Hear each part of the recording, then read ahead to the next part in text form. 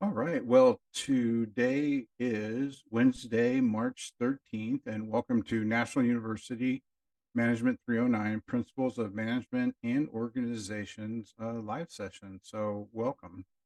How is class going for you both so far?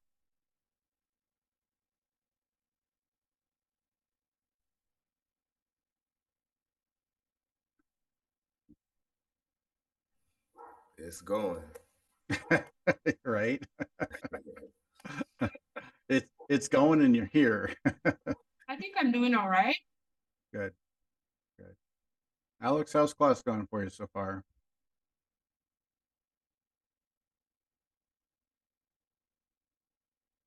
It's doing really good.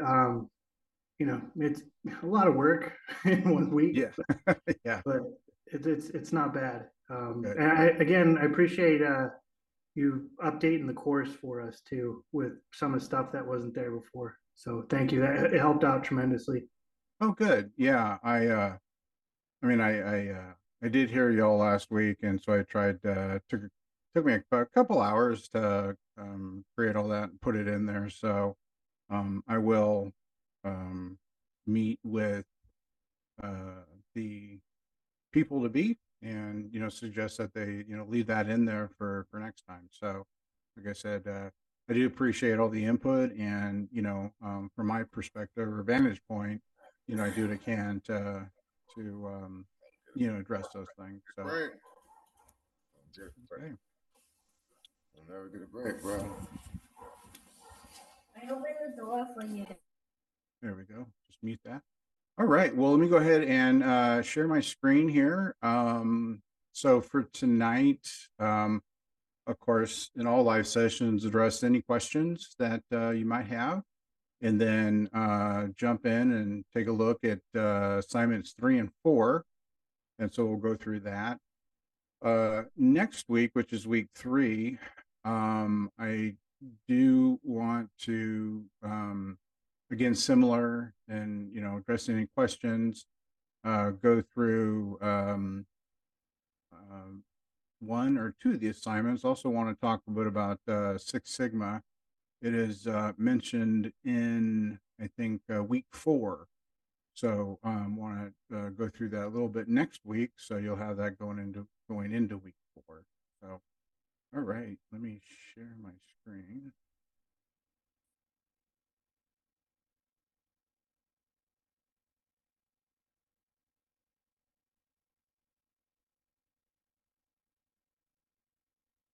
All right, so we are in week 2. So take a minute just to go through, what the lesson overall overarching lesson in, and that's managing, planning, and decision making, and what all different types of decisions we can employ as we go about our daily business. And of course, the I do believe in going through this week 2. The university did provide more material for this week, um, over what was in last week. So as we get started in just going through the tabs, just going through what's available here in the classroom, managing, planning, and decision making, and of course walks through the overview, and then just update on decision making, and then how do we make decisions? What kind of tools are available? And of course, this is not exhaustive. There's a plethora of tools we can use to make decisions. The SWOT analysis is a good tool because it looks at strengths, weaknesses, opportunities, and threats, and can give us a balanced, holistic approach at making a decision. These are usually not everyday type tool you'd use for every day, more like kind of some strategic planning type decision making. Well, you need to get a good landscape to see what you're up against. So that's a really good tool. Been around a while, but still is effective. And then, of course, I think at the center of all our decisions, they need to be ethical. And, um, being able to sleep at night with the decisions, made during the day and things. And, I've always believed taking the high road and making ethical decisions is always the way to go. And then just as we come, scroll down, different like cognate attributes of, being aware of your environment. When I was in graduate school at Pepperdine, we took a trip to Nellis Prison, and we got to hear from some of the folks that were incarcerated there, and and I still remember today, and that was some time ago. And I remember a number of the individuals would they weren't aware of their environment and got caught up into really a web of they're like on the peripheral of where the core of the issues lied. So just being aware of your surrounding and aware of everything involved, and that's really good. Just on a kind of a daily basis at work and pretty much everything else. And then passing judgment or not, or when things do need to be judged. And then intention. We can make a mistake, and I do all the time. I like to think that I don't, but I do. And it's or if you have employees that make a mistake, and looking at it, well, was the intent to fraud? Was the intent to do something not so good versus an honest mistake? And then the behaviors that we just you know as an organization and as management, behaviors that we will not tolerate. And then of course we'll report to somebody, and the type of behavior that we put out to our leadership, peers, and you have direct reports, and modeling behavior, um, prudent behavior, again, is just a good baseline to execute on. All right, and then you can click here, and it'll go into some ethical decision making, the additional information. All right. A case study on servant leadership. Have y'all been exposed to servant leadership?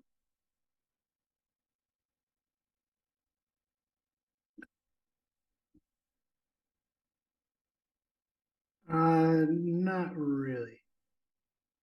Yeah, so I actually first learned about servant leadership, and it was when I was in my doctoral program. And so I'd been in leadership management positions for a long time. And then when I first heard of servant leadership, it is um, you're not leading by an iron fist. You're not leading like in a dictatorship. And really, servant leadership is, how can you really help and serve those around you, and especially if you have staff. Because if you can serve your staff, they will perform better. And in turn, if your staff is performing better, then what light does that shed on you? It sheds a positive one. And even like with my upper with my management tree going up, it, very very often, it's when you get into meetings or one-on-one, and they ask how things are going, and etc. And it's I always, at the end of the meeting, ask, well, what can I do for you? So if you have a one-on-one with your boss, and if you have or had staff, and what it's like, where it's almost like a sounding, the staff's like, okay, my one-on-one, I'm going to say everything that's a problem. And then as the leader, you hear that a lot. And then when it's your time with your boss to point out some things maybe that need some direction or some input, but end your one-on-one with like, well, what can I do for you? What can I help you with? And I remember here at Providence when I first time I did that with my boss, he was like, well, I've never actually had anybody ask me that. And it was genuine because he's used to hearing the, well, this is not working, that's not working, this person's not working, and so it goes a long way. So it's, how can I serve you in the work that you're doing? I mean, if you think about it from a biblical perspective too, from servant leadership. So this is short. It's not very long, but it's a good kind of you know broach into what it's about. And there's plethora of reading out there if you want to continue that knowledge on there.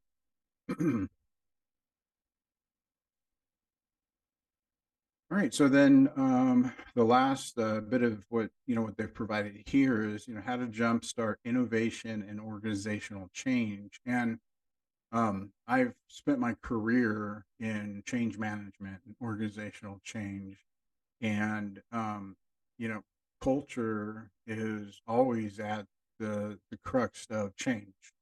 If you don't have or even being in a learning organization where it's continuous improvement and learning and adapting and changing versus being stale and stagnant, as the world we live in, especially today, is, I mean, it changes so quick because information, there's a plethora and it's at your fingertip in seconds. So having, and where the innovation comes in, and with a good learning organization, then innovation is fostered, and the spirit of continuous improvement. What can we do better? What potentially can we change? And it's not to change just for the exercise of changing, then that could just be wasting time. But to have a mindset of innovation and organizational change, it's how can we do things good or faster, better. I know that's not proper English, but it does fit. So it's another good article about that, and it's not too long, and it looks like it's got large font too, so that always makes it makes it easier. And then one of the opposites of innovation and change is having that siloed mentality where I want to protect this. And sometimes you get managers out there, directors or whatever, that they want to protect their little domain, and not open to collaboration and being agile and changing things. So but this is another good article. It's not super long, so these are really good bits of information that school has provided. All right. Any questions or comments about what we have here in the classroom for information this week? I'm okay. All right. So let me jump over to, all right. Try and have these tabs set up for class, but sometimes I push the wrong button. So, all right. Now, with this course, not every assignment is just yet another research paper, which I think is good, because in today's world, it's how we communicate and convey information. It's so diverse, and I do like how this course does say, intertwine some of that into, because you figure everything we do in school is research based. It's is a topic, you're going to research it and then produce something. And so we do have in here some things are a little bit different. And what I've done recently in some new programs at work is I like to use I have a few different softwares, but and I have no affiliation to this company, but I did, I learned about it a few years back. It's called Loom, Loom, and I think with your student email, you can use it for free, but it gives you ability to, like, if you make a PowerPoint and you want to record it, it's pretty easy. So I've done that on a couple of programs that I felt passionate about, and what I did, because I just thought, something a little different, right? Again, just thinking outside the box, change, creative innovation. I created, a PowerPoint, and then I used Loom, and then I made a video. And one of them, I gave it to our executive vice president, and we have a good working relationship. But I just put into our we use Teams, and I put into our chat. I'm like, hey, his name. It said, if you got 5 minutes and 26 seconds in your day, check out this video, and let me know what you think. And each time it's just been well received. So again, just thinking outside the box a little bit, trying to be a little innovative, um, versus like sending an email and say, hey, I got this idea. When you get time, look at this PowerPoint. That doesn't always happen because people are just busy with what's right in front of them. So for this assignment here, and so the topic is culture, and that does tie into diversity, inclusion, being a learning organization, being innovative, and things of that nature. So that's how that ties in there. But background: organizational culture and behavior. Okay, so organizational and cultural and behavioral research. Research the impact of organizational culture on employee behavior. Design a brochure to resemble the topics within your 3 to 5 cultural aspects. And so, what the assignment is you're creating a brochure, and it's one of those trifold brochures where it closes in on itself, right? So you open it up, you got 1, 2, 3, and then on the front side, it's usually some sort of design, almost like when you go someplace and they're handing out brochures, right? You look at it, open it up, so you get it. You get the chance to be a little creative here, and again, not just yet another paper to write. All right, so the way it breaks down is create a 3-panel brochure using the software program of your choice, and save it as a PDF. So whatever that looks like, if if you have a Microsoft product or whatever, there's so many different softwares out there, but to create that trifold brochure, and then submit it as PDF. So it's front and back. The front side is to be the title page. So the title page is what being addressed, and you get be creative here too, right? And use different colors and things, but be consistent with like the fonts you use and things, and make sure everything fits and I can read it.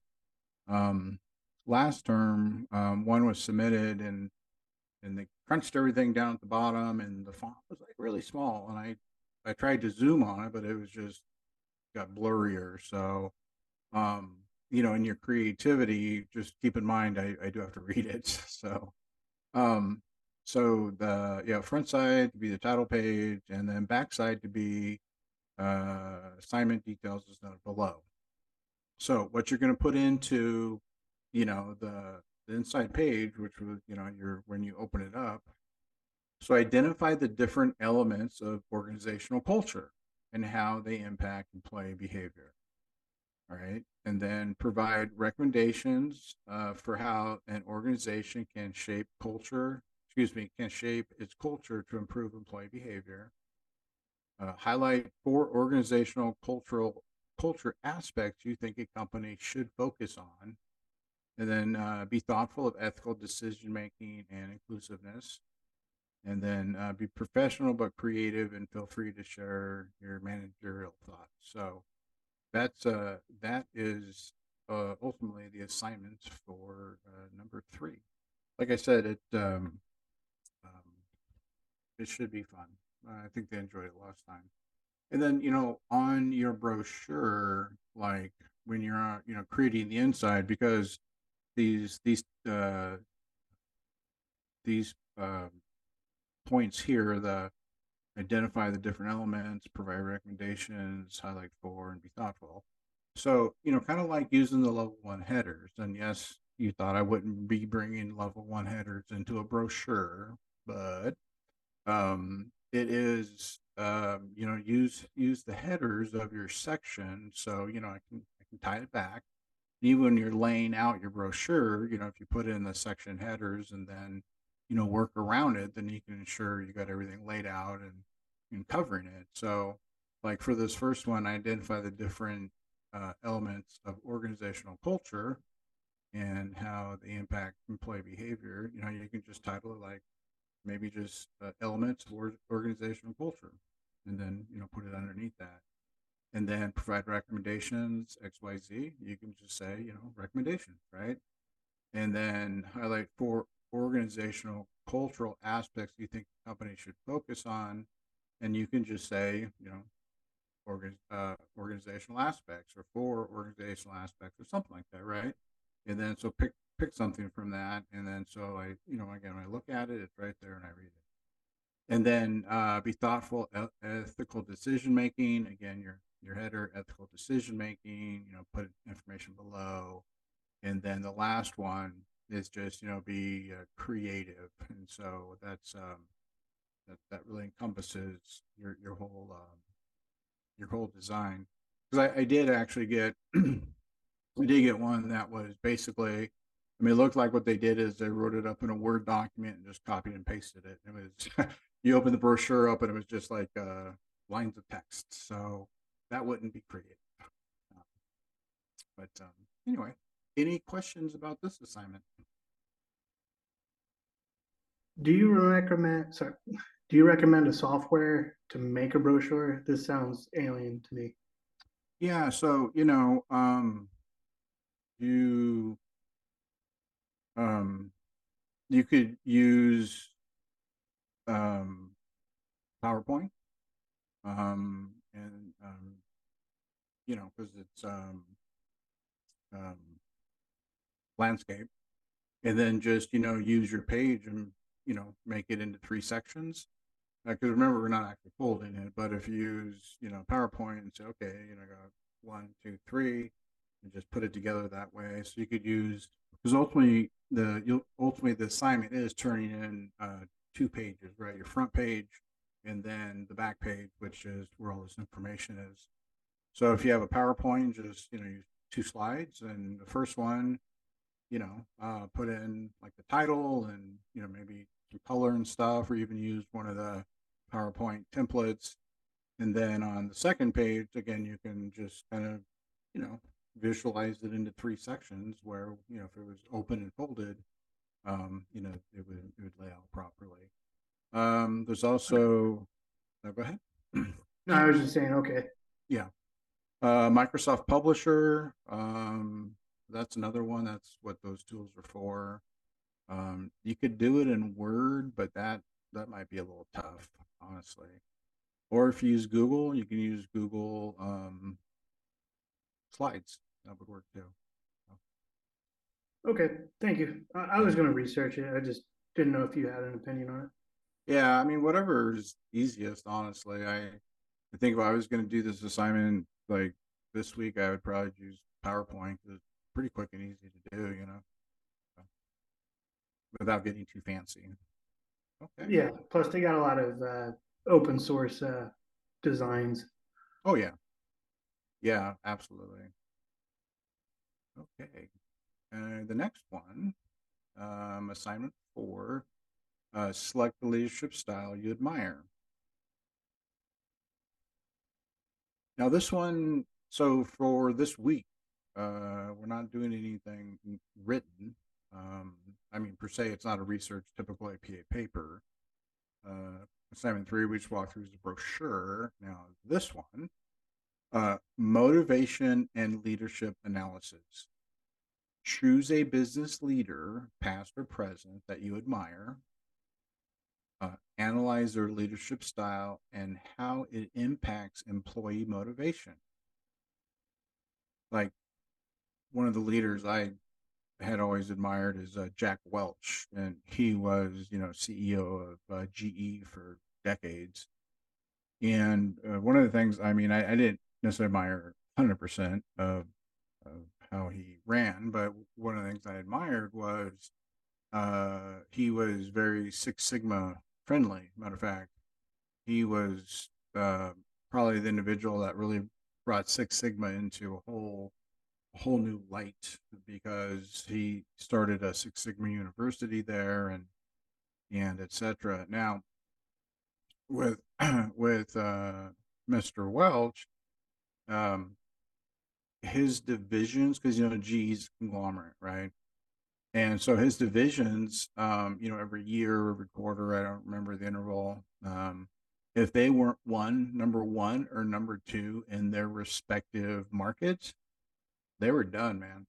So, while I, you can admire the desire and strive to be number one, but man, think about the pressure, like the leaders of those divisions of, you got to be one or two, or else you're done. And so, while I admire the Six Sigma part and the data part, you know, well, how does that impact employee motivation with having to be one or two, in the marketplace? So, it could be one or two ways. I mean, you could be really motivated to, strive for success, but the impact can also be demoralizing too, especially if you know you can be one or two. So, that's just as an example. Identify the different theories of motivation and how they apply to the leader you have chosen. So, the theory is basically it's servant leader, iron fist, that kind of thing. The style of the theory, they want to motivate by fear. They want to motivate by empowerment. That kind of thing. So, with with Jack Welch, it's like, well, man, I think he's motivating by success and fear. It's because if you're not number one or two, that's got to be fearful. But if you were, if you hit your goals, then you're getting some serious bonuses too. So that's a bit of a Quick conundrum there. sidebar. Yeah, go ahead, Def. I just did a little research on that guy that you were talking about, Jack Welch. Yeah, And it says that he received a severance pay of $417 million when they let him go. yeah, yeah. And that was what, like, I want to think, was that in the 2001? I was going to say late 90s, early 2000s. And so that's not a Wow. bad chunk of change 24 years ago. Wow. Well, and that is an enormous amount of money for an individual. But he brought GE from being an also ran company, like GE back in the day before Jack Welch. GE was not a pristine company. And he sure made a lot of money for his employees and shareholders, and provided a lot of good product for his consumers. So, but yeah, that's how. He was good, definitely. I've read a couple of his books. It's good books, very good. Yeah. Anyway, so I'll move on from that. um, Provide recommendations for how the leader could improve their leadership style to increase motivation. So, just kind of talking in that example, if we went with, okay, he motivates by fear, then, well, maybe, I don't know, maybe don't be so fearful, because it can be demoralizing. Of course, you'll put more thought and research into that than I gave it in that few seconds, but I think you get the idea. All right, so that's the background of what we want to accomplish. Now, for this one, you're going to create a podcast, and so don't worry if you haven't done one before. or if you don't have tools per se to say, well, gotta do podcasts all the time, but you can use your phone. I mean, it's fine. So this the university does provide, if you want to use Kaltura, and you can go down here and click on that, and it'll give you how to. But it's a podcast, so all you have to turn in is audio. It's not like you're doing, um, a video recording. So, you can just use your phone, talk into your phone, record it, send it to your computer, and when you're done, and that works too. So you can also, so I want to jump down before we get into the meat of it. Kind of let's talk about like the technical requirements. Um, so it's important to give me one of these three files. Either an MP4. Now, an MP4 is a video file, but that's fine too. An MP3 is just an audio file. So I know, like on my phone, just regular smartphone, I can just record an audio, and that's an MP3. If I recorded a video, just videotape myself talking, that's an MP4. Um, the reason I'm very specific on these is because I've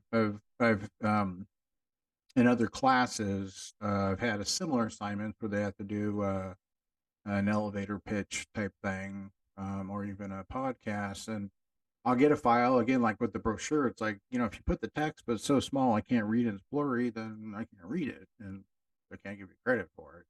If I can't open your file and listen to you, then I can't give you credit. And so that's what I'm saying. Make it one of these three, because what I've noticed is, with Apple products, sometimes they will be a different extension, and I can't open it. I don't do Apple, and so it's got to be one of those three, one of those two, and then if you wanted to upload it to YouTube, and just give me the link, then that works fine too. That's a little more work, but if that's something you wanted to do, that would also work. So before we jump into what it is you're going to be doing, any questions about like the file submission? Is And oh, go ahead, Al. I'm sorry. Go ahead. is is Kaltura a where is that and what is that? Yeah. So Kaltura is basically it's a program, like I mentioned Loom earlier. Kaltura is similar, where you do have to actually download it to your computer, and then you can use it to record yourself. It's and then save the file. So it's definitely something you can do. And that's why I just tell folks, like, well, gosh, you could just use your phone. I mean, it can be as easy as that if you want. If you don't want to do that and don't have any other programs, then you can click on and I actually went through it when they created this assignment initially. I did click on the Kaltura Knowledge Center and downloaded it and used it. Um, it's pretty straightforward. I mean, I had never used it before, and like I said, clicked on it, read it, downloaded it, and I was able to record something pretty quickly. Okay, is it does it say that it's Mac compatible? Because I do have a Mac. Well, let's check it out. I really I don't remember, but we can see.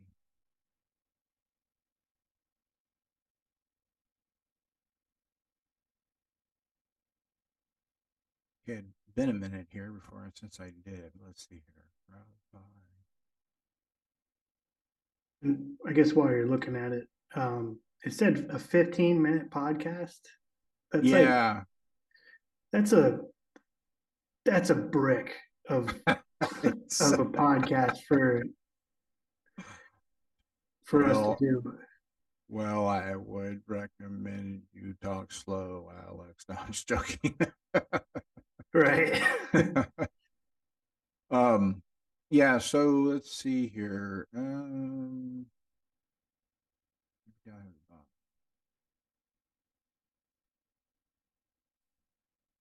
Well, it doesn't say here. I'll figure it out. I don't want to waste Okay. the other guy's time. Okay. But And the yeah, and if you have any troubles or issues with it, I'm here. I can try and help. And definitely, I'm sure we could figure it out together. Like I said, I did do it once. I think I just clicked on something and it started to do its thing. So yeah, okay, I'll figure it out. I'm not like okay, horrible with computers. I'm just not great. yeah, yeah. They got all types of info. So all right. So, but anyway, so that's what it looks like when you open it up. All right. So okay. So what are we gonna do here to keep you occupied for 15 minutes? Um, share your understanding of the organizational culture and selected leader, the selected leader utilizes. Share your understanding of the organizational culture and the selected leader. Is that all right? And the selected leader utilizes. Okay. Share the understanding of organizational culture. So it's a culture of the organization. The selected leader. Is it me or does that seem like it's missing something? Share your understanding of the organizational culture. Okay. The selected leader utilizes. So the way I read that is so when you pick your leader, so you've selected your leader, then it's almost kind of backing the sentence up. So you select your leader, then understand that organizational culture. So, some of the current leaders, of course, we always see in our feeds, hey, who's a current billionaire? And it's always Elon Musk and folks at Google and things like that. So, what kind of culture do those companies represent, right? Because it's the company and the people that is the culture. So then, and once you pick your leader, then what is that culture that is up under that leader? So is that culture a servant leadership culture? Is it a culture of um what's what I'm looking for, a culture that's very driven by chain of command. That's what I was looking for. Where it's a bit stifling, right? I mean, yeah, you got an idea. Okay, well, you know what? Type it up and fill out your TPS form and send it in. Maybe somebody will look at it. So that's what you want to do. Hey You want man, I need my red swing line. what's that? With that TPS cover form, I need my red swing line. That's right. Absolutely. And then you gotta when you submit it, clip it together with your red stapler. So all right. I always wherever I can put in a TPS report, and if anybody has no idea what I'm talking about, there's a movie called Office Space, and it's a Great hilarious. movie. It's a hilarious poke at organization. So, but even I mean, if you think of Office Space, I mean, what kind of culture was that, right? I mean, wasn't that a stifling, don't do anything outside the box type of culture, so even just thinking about that movie and what that culture represents, so it's pretty funny. All right, so point two, the impact their leadership style has on culture and employee satisfaction. So, I mean, let's just take Office Space, right? I mean, do you think anybody was really satisfied working there? Everybody was trying to figure out how to get out of work and um, talking, behind, talking bad about the company and stuff. And so the impact their leadership style has on culture and employee satisfaction. So I know, like at Providence, the leadership style is very um, open and really um, cultivates a learning organization type feel. It's really the folks here are really empowered to if you got an idea, hey, man, we can improve this. And if you think about like even Six Sigma and lean manufacturing, who knows better than the people doing the work on what's working and what's not working, right? And when you have a culture that's stifling, that's where hidden factories of work come into play, because it's a process is designed one way and doesn't work, but they can't say anything about it because no one's going to listen or they're going to get in trouble. So they create, workarounds get created. And the initial design was from A, B, and C, but because it didn't work, they couldn't say anything. Then it goes down, over, back, and up, and it takes 4 times. So okay, so how would you advise the leader to improve their performance if you were hired as a consultant or hired as a new chief of staff?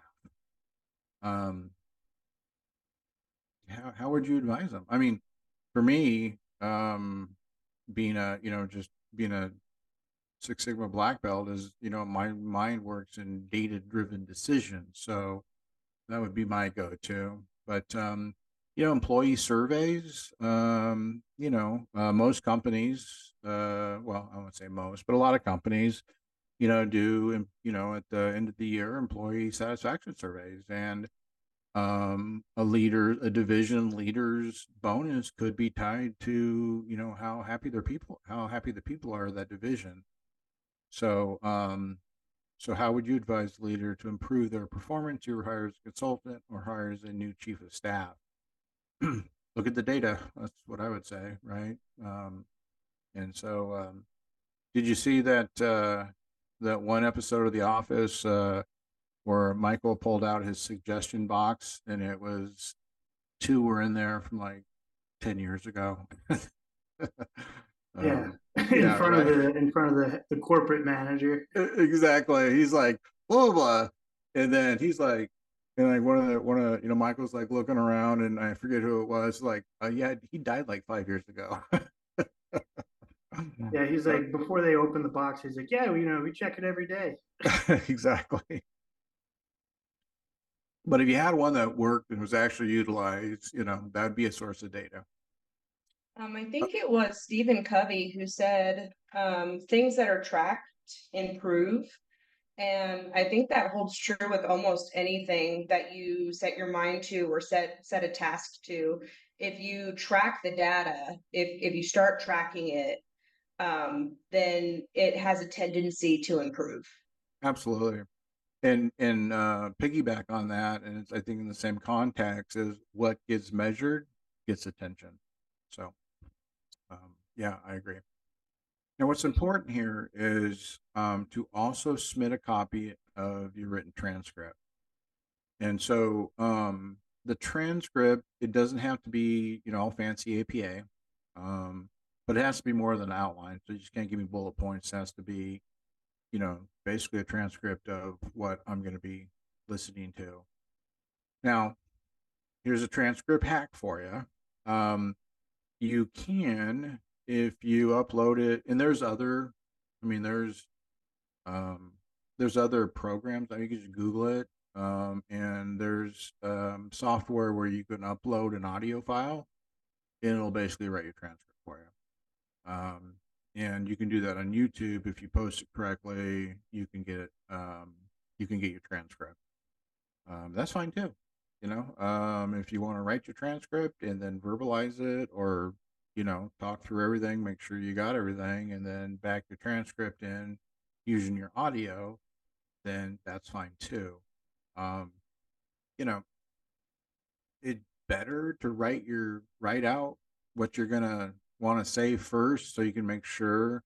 It's like, okay, even just create an outline per se of the key points, almost like I'm gonna sneak this in again, using a level 1 header, and then write what you're going to verbalize your next level 1 header, write about it. And then that way, you'll make sure, because you do have to get these four sections in, and make sure you cover them. And so what I do is actually take that back, these 5, boom.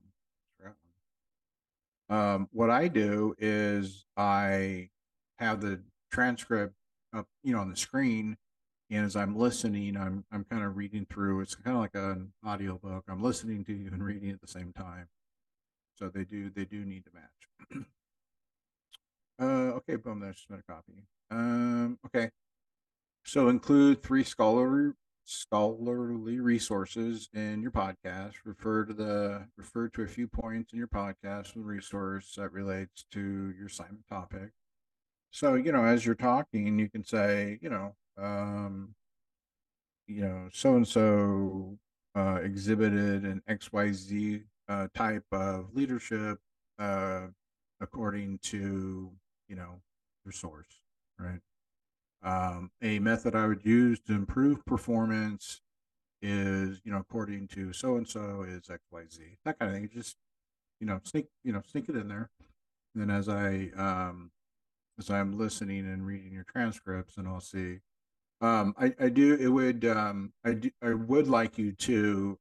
Even if you write, the source like in your transcript, I do want you to put the resources, references, just at the bottom of your transcript. So it makes it easy. It just pops out that way. Um, and then yeah, that's it. And then what you'll submit is submit a copy of your written transcripts. Submit your one of these two files or a link, and that'll do it. I think you'll have fun with it. It's a little something a little different. I think both these assignments are outside the box a little bit from your, again, typical written paper. And, I think that creativity helps with work. Like I said, I submitted a video for program recommendation and it worked out pretty good. Any questions around assignment 4 here? 15 minutes. Is that like is that going to be strictly enforced?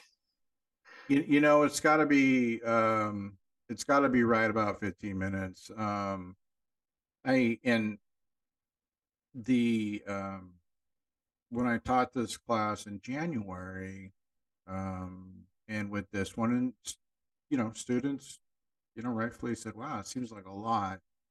Although I got to tell you, what was submitted, greater majority were like right at that 15 minutes. I mean, if it's, a little bit under, but that's just one of the requirements. It's like, you got to do 4 pages, not three or three and a half, you know. But yeah, so maybe shoot for something longer if it comes a little bit shorter. But like I said, I mean, I understand your concern because 15 minutes does sound like a lot of time. But they seem to do okay last time I taught it. So,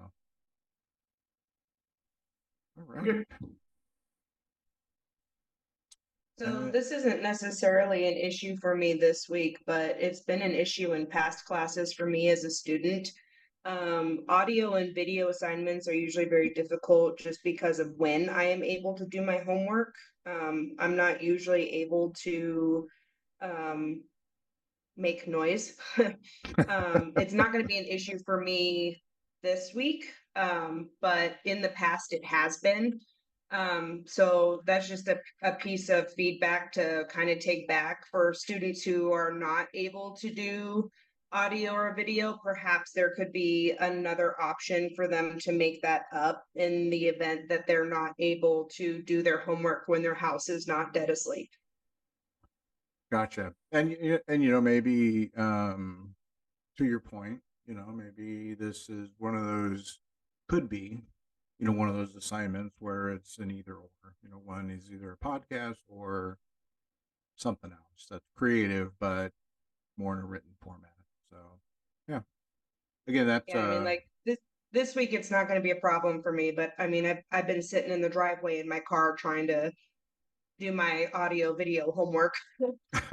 And in the middle of the night in Colorado in the snow. So it hasn't been pleasant trying to get audio video homework in just because that's what's required and there wasn't another option. So yeah. just saying. I'm okay this week. I'm good. Well, good. But no, that's a good good input. I actually had and I do not recommend this, but I actually had last class, one of the students, I think, was driving home from work, and because she was talking, but you could hear it sound like she was driving in a car. So I don't recommend that because we want to be safe on the road. So, but that's good input. And when so I will be meeting with the university to go through the class, and we'll bring that up. And again, and I said it last week. Definitely your intercourse surveys. Um, put that stuff in there because it really does count, and it really does make a difference. So because sometimes as much, and I've designed for other universities, I've designed a number of courses and programs, and to try and look at all aspects of it, and sometimes maybe just something you don't think about, right? So it's good to hear for sure. All right. Um, Anything else this evening? Like I got the discussion question graded for last week. I got through assignment 1.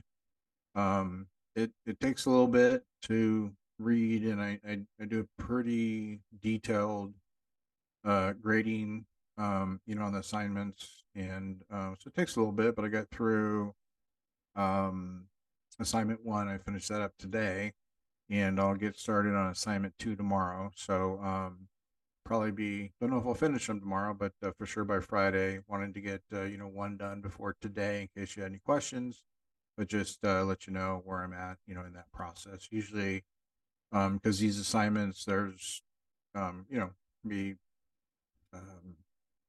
takes time. There's a lot. We have what 24 students, so it takes a little bit to read all that, but just so y'all know, transparency and just expectations, where I'm at with that, and what that's looking like. So Wait until you have to listen to 15 minutes of us talking.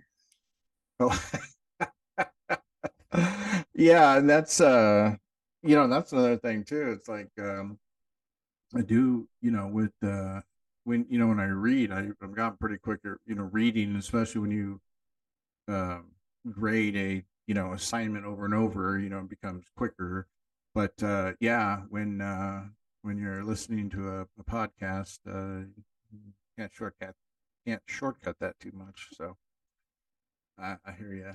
Maybe we should suggest this be shorter.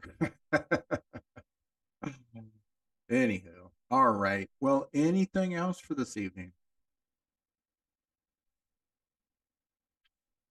I'm good. Okay, well, good. Well, thank you all for being here. I really appreciate it. It'd get pretty dry just me talking to myself for an hour, and as usual, Monday through Friday. Just if you need something, email me. I got it right here.